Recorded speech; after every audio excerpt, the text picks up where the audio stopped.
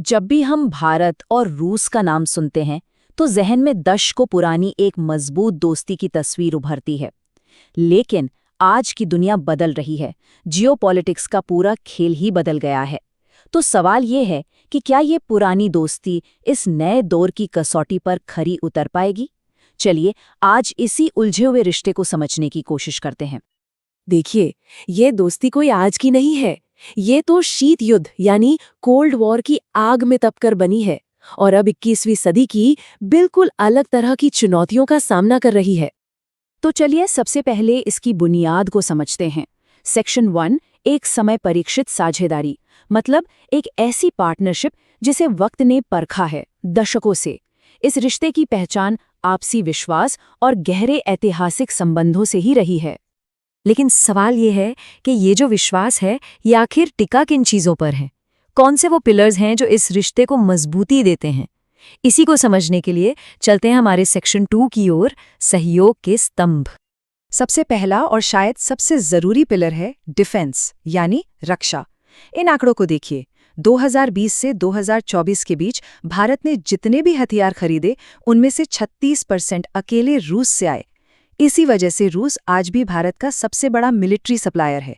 S-400 air defence system जैसी top class technology इसी मजबूत साझेदारी का जीता जागता सबूत है। पर कहानी सिर्फ डिफेंस तक ही सीमित नहीं है। ये रिश्ता तो असल में 6 बड़े स्तंभों पर खड़ा है। कौन कौन से? राजनीतिक और डिप्लोमैटिक सहयोग, डिफेंस और सिक्योरिटी तो है ही, फिर है एनर्जी सिक्योरिटी, व्यापार और आर्थिक रिश्ते, कनेक्टिविटी और हाँ, टेक्नोलॉजी, कल्चर और लोगों के बीच का जुड़ाव।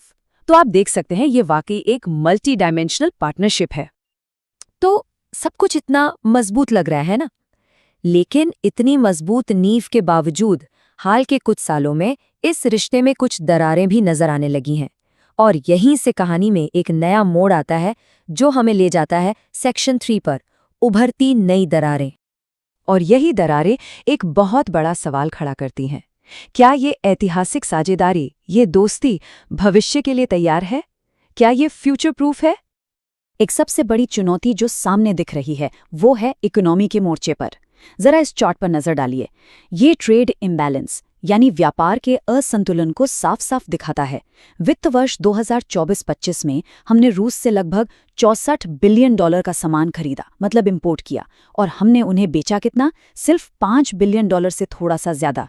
ये गैप, ये फासला बहुत बड़ा है और इसकी सबसे बड़ी वजह है रूस से भारी मात्रा में सस्ते तेल का इंपोर्ट। अब इस ट्रेड इम्बैलेंस से एक और बड़ी दिक्कत खड़ी हो गई है जिसे कहते हैं रुपए का सरप्लस। मतलब रूस के पास बहुत सारा भारतीय रुपए जमा हो गया है और इस बात को खुद रूस के विदेश मंत्री ने माना है। उन्होंने कहा, रुपए का अधिशेष एक समस्या है, हमें इस पैसे का इस्तेमाल करना है, लेकिन इसके लिए इन रुपयों को किसी दूसरी करेंसी में बदलना होगा और इस पर अभी बातचीत चल रही है। इकोनॉमी के अलावा जियोपॉलिटिक्स में भी दोनों देशों के रास्ते अलग अलग जाते दिख रहे हैं। देखिए, एक तरफ भारत है जो अमेरिका और दूसरे पश्चिमी देशों के साथ अपने रिश्ते लगातार मजबूत कर रहा है, क्वाड जैसे ग्रुप्स का हिस्सा है। वहीं दूसरी तरफ रूस है जो चीन के साथ अपनी नो लिमिट्स पार्टनरशिप को और गहरा कर रहा है, और तो और पाकिस्तान के साथ भी नजदीकियां बढ़ा रहा है। तो ये इंटरेस्ट का एक बड़ा टकराव है। और दिक्कतें सिर्फ यहीं खत्म नहीं होती। एक और बात है, भारत अब अपने डिफेंस इंपोर्ट्स को डाइवर्सिफाई कर रहा है। मतलब सिर्फ रूस पर निर्भर न रहकर इजराइल, फ्रांस और अमेरिका जैसे देशों से भी हथियार खरीद रहा है। इसके अलावा अमेरिका के कैट्सा कानून का भी खतरा मंडरा रहा है। ये एक ऐसा कानून है जो उन देशों पर पाबंदी लगा सकता है जो रूस से बड़े रक्षा सौदे करते हैं। इसकी वजह से भारत और रूस के बीच नए सौदों पर एक तलवार लटकी रहती है। तो अब सवाल उठता है कि इन सारे दबावों के बीच, इन सारी मुश्किलों के बीच भारत कर क्या रहा है? भारत की स्ट्रैटेजी क्या है?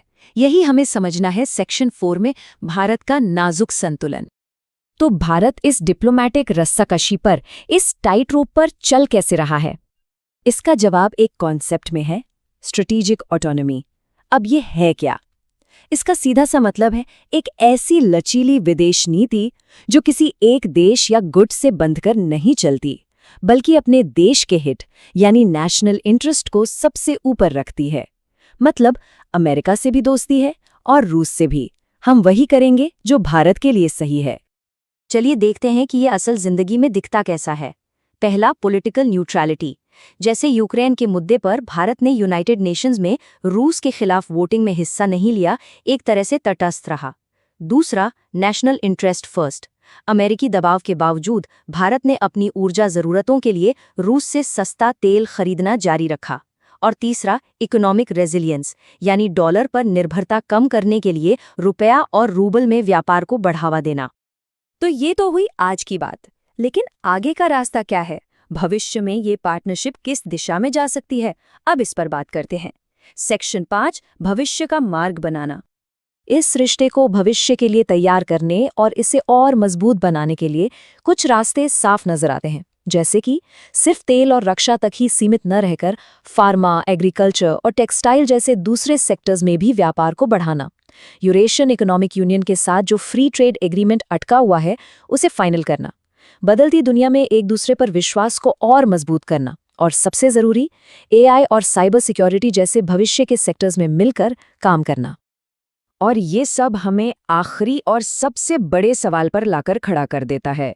क्या ये ऐतिहासिक साझेदारी, ये दशकों पुरानी दोस्ती आज की नई दुनिया की सच्चाइयों के हिसाब से खुद को ढाल पाएगी? देखिए, इस रिश्ते का भविष्य इस बात पर निर्भर करेगा कि क्या दोनों देश अपनी दोस्ती को सिर्फ डिफेंस और एनर्जी के पुराने पिलर से आगे ले जा पाते हैं। क्या वो टेक्नोलॉजी, इनोवेशन और लोगों के आपसी जुड़ाव को इस रिश्ते की नई पहचान बना पाते हैं?